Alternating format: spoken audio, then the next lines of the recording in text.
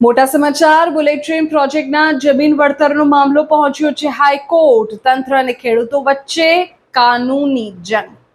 દેશના dream project ગણાતા Mumbai Ahmedabad bullet train પ્રોજેક્ટને લઈને એક મોટા સમાચાર.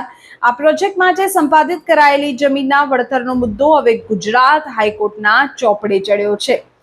National high speed rail corporation એટલે કે NHSRCL એ ખેડૂતોના વળતરમાં કરાયેલા કરોડો રૂપિયાના વધારાના આદેશને હાઈકોર્ટમાં પડકાર્યો છે.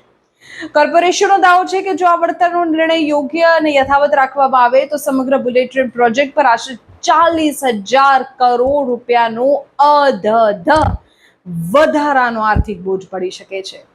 વાત એમ છે કે બુલેટ ટ્રેન પ્રોજેક્ટ માટે ભરૂચ જિલ્લાના આમોદ તાલુકાના ઉચ્છલ ગામના ખેડૂતોની જમીન સંપાદિત થઈ. વર્ષ 2020માં જમીન સંપાદન અધિકારીએ જમીનનું વળતર નક્કી કર્યું, પણ જમીન માલિકોએ આ વળતરને ઓછું ગણાવ્યું અને land acquisition rehabilitation and resettlement authority સમક્ષ તેઓ પહોંચ્યા, જેની સુનાવણી બાદ ઓથોરિટીએ વળતરમાં નોંધપાત્ર વધારો કરવાનો આદેશ કર્યો. હવે આ વધારા સામે NHSRCL એ હાઈકોર્ટમાં અપીલ કરી છે. કોર્પોરેશનની દલીલ છે કે વળતર નક્કી કરતી વખતે કાયદાકીય માપદંડોને નેવે મૂકવામાં આવ્યા છે. નજીકના ગામોના વેચાણના દસ્તાવેજોને ધ્યાનમાં લેવાને બદલે દૂરના વિસ્તારોના જંત્રી અને અન્ય સંપાદનના દાખલાઓને આધાર બનાવવામાં આવ્યા, જે ગેરકાનૂની છે. બીજી તરફ ખેડૂતો અને જમીન માલિકોનો પક્ષ મજબૂત છે. તેમનું કહેવું છે કે વિકાસના નામે તેમની જમીન લેવાય છે, તેથી તેમને કાયદા મુજબ યોગ્ય અને વર્તમાન બજાર ભાવ પ્રમાણે જ વળતર જોઈએ છે.